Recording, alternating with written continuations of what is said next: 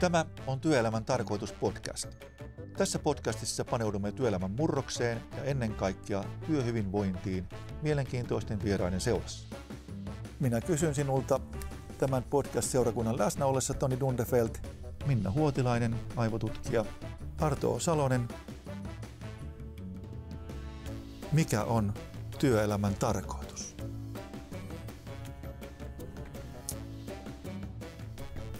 Hui, mikä kysymys.